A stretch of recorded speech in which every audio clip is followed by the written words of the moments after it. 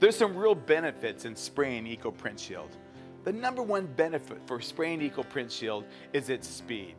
A typical 30 by 30 print rolls in about 3 to 5 minutes, but by spraying, you're down to about 30 seconds of print.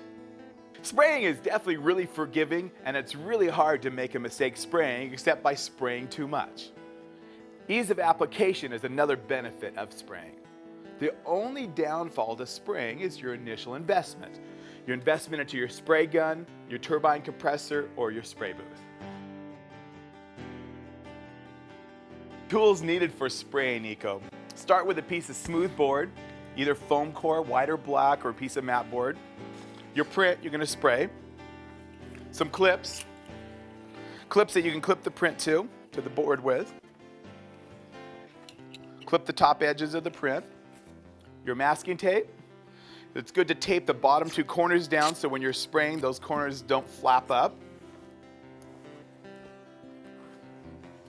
Your HVLP spray gun. HVLP stands for high volume, low pressure. These guns have virtually, the better the gun, they're less the overspray. They virtually have less than 5% overspray in the room. Next tool is your turbine or your compressor to drive the gun. And then you need a well-ventilated room with an exhaust fan and shelves to store your sprayed prints. And a set of lights. We use a quartz halogen work lamps, like a construction type of lights in the spray booth. And we use those lights acute at an angle to the print. So when you're spraying, you can see the application of the spraying going on the print. If you're spraying a dark print, it's real easy to see how thin or thick the spray is going on. But if you're doing a light print, you need to be able to see your application of your coating. And the light lets you see that across the print as you're spraying.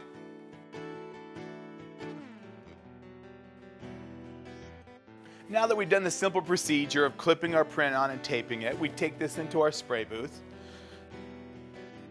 set it onto our spray wall. A spray wall is just a real simple procedure with a little shelf that holds the print at about a 10-degree angle off the wall. And then turn on our lights that are skimming the surface that allows us to see application of the coating going onto the canvas.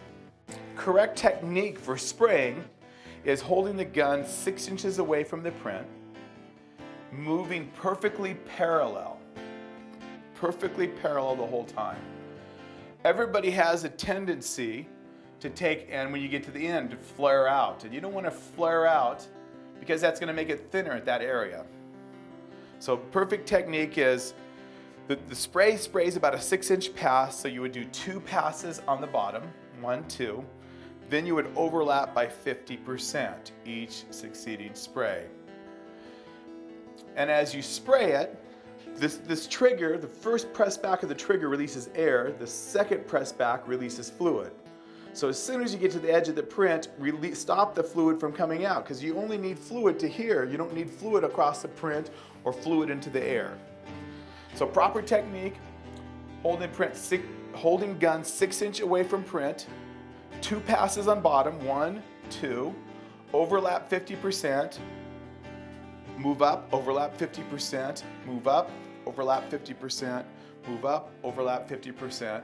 At the same time, when you get to the end, release fluid.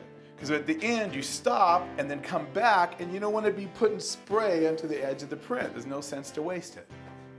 Improper technique is when you're spraying, most people stand in the front of it and they're trying to move it and they can't reach edge of the print, so they turn the gun. Proper technique is actually rocking on your feet before you can actually go across. So when you're doing a really big print, you're walking all the way across and then you're walking back, as trying to do it with your arm, because if you go with your arm, you're spreading it like this.